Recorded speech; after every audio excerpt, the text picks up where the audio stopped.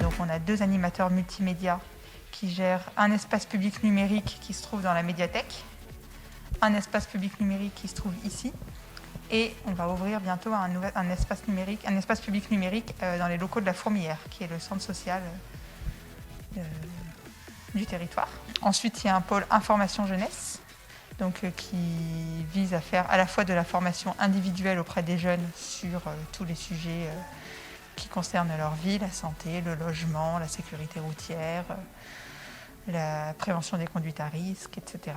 Et le pôle en plus, le plus important, c'est tout ce qui est animation, avec un accueil de loisirs et donc des animations qui sont proposées chaque mercredi et chaque samedi pendant la période scolaire. Et durant toutes les vacances scolaires, il y a tout un tas d'animations sportives, culturelles, manuelles qui sont proposées aux jeunes. Et donc tous les jeunes de la 3CMA peuvent le fréquenter et le fréquentent pour participer à ces activités. Ils peuvent aussi venir en accueil libre tous les jours de 12h30 à 18h dans nos locaux. Donc il y a essentiellement les lycéens qui sont à côté qui viennent et puis les collégiens qui sont un petit peu plus loin. Et le but aussi avec ces jeunes, pour les animateurs, c'est aussi de monter des projets avec eux sur ce qui les intéresse. Donc il y a par exemple la construction de séjours de loisirs qui se créent avec les jeunes.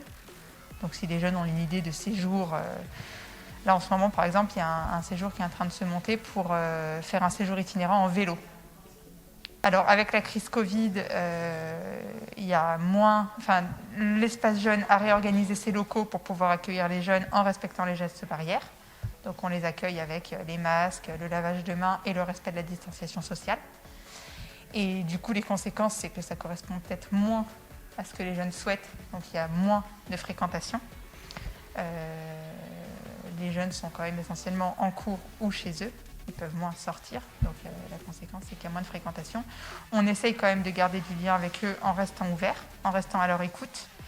Et là, on a monté un projet d'expression autour de cette situation sanitaire, où en fait on pense que durant ces périodes de confinement, que ce soit le premier ou celui qu'on vit actuellement, les personnes ont créé beaucoup, que ce soit de l'écriture, de la sculpture, de la cuisine, de la musique, de la danse.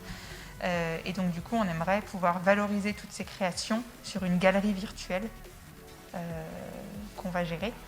Et donc du coup on souhaite à la fois récolter la création des jeunes qui est notre public, mais aussi s'appuyer sur des partenaires pour récolter les créations du tout public, que ce soit les familles, les seniors, ou toute personne en fait qui aurait envie de valoriser une création faite pendant le confinement. Ça permet de rassembler les gens sur un lieu virtuel.